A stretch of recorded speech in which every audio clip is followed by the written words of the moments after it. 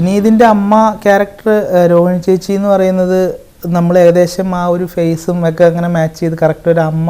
അതേ സമയത്ത് ഈ വസുന്ധരാദേവി എന്ന് പറഞ്ഞ ക്യാരക്ടർ ഉള്ളിൽ എല്ലാവരെയും പോലെ തന്നെ ചിരിക്കുകയും കുസൃതിയും ഒക്കെ ഉള്ള ഒരു ക്യാരക്ടർ തന്നെയാണ്.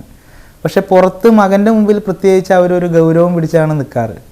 അപ്പോൾ അതിന് പറ്റുന്ന അതേ കാണുമ്പോൾ ശരിക്കും വിനീതിൻ്റെയൊക്കെ അമ്മ എന്ന് പ്രത്യക്ഷത്തിൽ തോന്നുന്ന രീതിയിൽ ഒരാളെയാണ് ഞങ്ങൾ അന്വേഷിച്ച് നടന്നത്. അങ്ങനെയാണ് അത് രോഹിണി ചേച്ചിയിലേക്ക് എത്തിയത്. രോഹിണി ചേച്ചി അത് വളരെ ഭംഗിയായിട്ട് ചെയ്തു എന്നുള്ളതാണ്.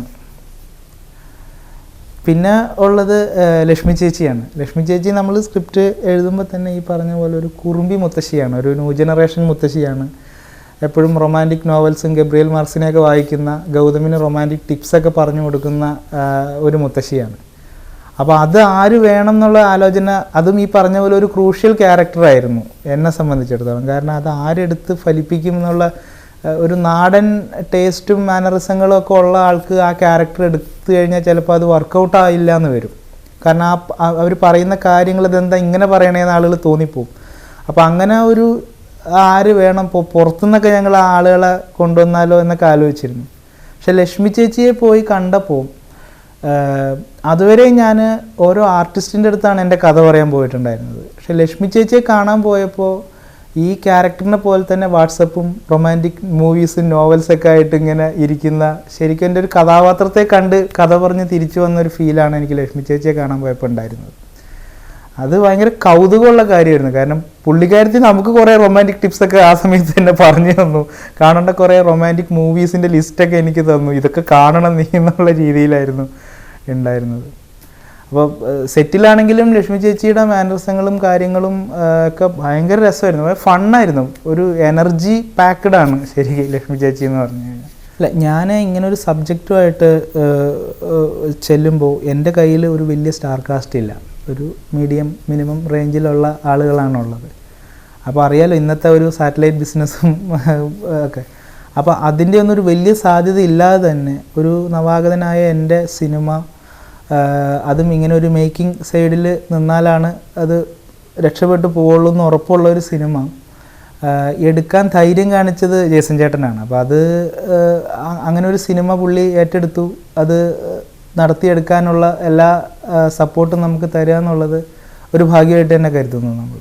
എനിക്ക് ഈ സിനിമയിൽ പിന്നെ കിട്ടിയിട്ടുള്ള ഒരു ഭാഗ്യം എന്ന് പറയുന്നത് എൻ്റെ സ്ക്രിപ്റ്റിൽ പിന്നെ കൈകടത്താൻ ആരും വന്നില്ല എന്നുള്ളതാണ്. കാരണം ഞാൻ എഴുതി വെച്ച രീതിയിൽ തന്നെ ഈ സിനിമ എടുക്കാനായിട്ട് എനിക്ക് പറ്റി. അപ്പോൾ അത് ഇപ്പോൾ ജേസൺ ചേട്ടനാണെങ്കിലും അല്ലെങ്കിൽ മറ്റ് ആർട്ടിസ്റ്റുകളാണെങ്കിലും പിന്നെ അത്തരം ഏരിയകളിൽ അവരെനിക്ക് ഒരു സ്വാതന്ത്ര്യം തന്നിട്ടുണ്ടായിരുന്നു. എന്നിലൊരു വിശ്വാസം അവർ അർപ്പിച്ചിട്ടുണ്ടായിരുന്നു. അപ്പോൾ അത് ചിലപ്പോൾ ഒരു തുടക്കക്കാരനെ സംബന്ധിച്ചിടത്തോളം എല്ലാവർക്കും അത് കിട്ടിയിട്ടുണ്ടോ എന്ന് എനിക്കറിയില്ല. അപ്പോൾ അതൊരു വലിയ കാര്യമായിട്ട് തന്നെയാണ് നമ്മൾ മനസ്സിലാക്കുന്നത്. കൈകടത്തലുകൾക്കുപരിയായിട്ട് വിനീതിൻ്റെ പ്രസൻസ് എനിക്ക് ഭയങ്കര ആശ്വാസമായിരുന്നു. കാരണം എന്താണെന്ന് വെച്ച് കഴിഞ്ഞാൽ നമുക്ക് കൃത്യമായിട്ടൊരു ബൗണ്ടറി ഉണ്ടായിരുന്നു. അതുകൊണ്ട് എങ്ങനെ വേണമെങ്കിലും ചാടാം. പരിധി വിട്ടുപോയാൽ തട്ടി അകത്തിടാനുള്ള ആളായിട്ടാണ് എനിക്ക് തോന്നിയിട്ടുള്ളത്. പിന്നെ ഒരു സ്ക്രിപ്റ്റിൽ ഒരുപാട് നിർദ്ദേശങ്ങൾ പുള്ളിയുടെ എനിക്ക് കിട്ടിയിട്ടുണ്ട്. ഓഫ് കോഴ്സ് ഡയലോഗിൻ്റെ ഏരിയയിലാണെങ്കിലും ഒക്കെ പുള്ളിയുടെ ഒരുപാട് നിർദ്ദേശങ്ങൾ എനിക്ക് പിന്നെ ഒരുപാട് ഹെൽപ്പ് ചെയ്തിട്ടുണ്ട് എന്നെ പിന്നെ സ്ക്രിപ്റ്റിലെല്ലാം. അപ്പോൾ അത് ഒരു വലിയ കാര്യമായിട്ട് തന്നെയാണ് കരുതുന്നത്. ഞാൻ നേരത്തെ പറഞ്ഞ പോലെ വിനീത് സ്ക്രിപ്റ്റ് വായിച്ചതിന് ശേഷം ഗൗതം എന്ന് പറയുന്ന ക്യാരക്ടറിൻ്റെ ഓരോ ഡീറ്റെയിലും പുള്ളി ശ്രദ്ധിച്ചിട്ടുണ്ട്. അത് ഗൗതം എങ്ങനെ നടക്കണം, നോക്കണം, ഗൗതമിൻ്റെ മാനറിസങ്ങൾ എങ്ങനെ ആയിരിക്കണം.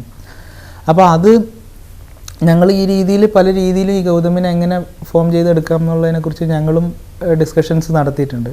പക്ഷെ അതിലുപരിയായിട്ട് വിനീത് ഓരോ സമയത്തും, ഇപ്പോൾ നമ്മൾ ഒരുമിച്ചല്ലാത്ത സമയത്തും ഒക്കെ തന്നെയും വിനീത് ഈ ക്യാരക്ടറിനെ ആളുടെ ഉള്ളിൽ ഇങ്ങനെ രൂപപ്പെടുത്തിക്കൊണ്ടിരിക്കുകയായിരുന്നു. അതുകൊണ്ട് തന്നെ സെറ്റിൽ വന്നപ്പോൾ എനിക്ക് വല്ലാതെ വിനീതിൻ്റെ അടുത്ത് ആ ക്യാരക്ടറിൻ്റെ കുറേ മാനറിസങ്ങളും കാര്യങ്ങളും ഒന്നും പറഞ്ഞു കൊടുക്കേണ്ട ഇല്ലാത്ത രീതിയിൽ പുള്ളി അത് ഓൾറെഡി സെറ്റ് ചെയ്ത് വെച്ചിരുന്നു. അത് ഒരു ഞാൻ പറഞ്ഞല്ലോ നേരത്തെ പറഞ്ഞ പോലെ ഒരു ആക്ടർ എന്ന നിലക്ക് ഭയങ്കര ഡെഡിക്കേഷനാണ് വിനീതിൻ്റെ അടുത്ത് നിന്ന് കാണാൻ കഴിഞ്ഞത്. സത്യത്തിൽ വിനീത് ഇനിയും ഞാൻ വിനീതിനോട് തന്നെ പടം കഴിഞ്ഞപ്പോൾ ഉണ്ടായിരുന്നു, അഭിനയം ഇനിയും ഒരുപാട് സാധ്യതകൾ വിനീതിൻ്റെ മുമ്പിലുണ്ട്. ആ ഏരിയയിൽ കൂടി വിനീത് എനിക്ക് തോന്നുന്നു ഇനി പുള്ളി ആ രീതിയിൽ തന്നെ പോകുന്നത് തന്നെയാണ് എനിക്കും തോന്നുന്നത്.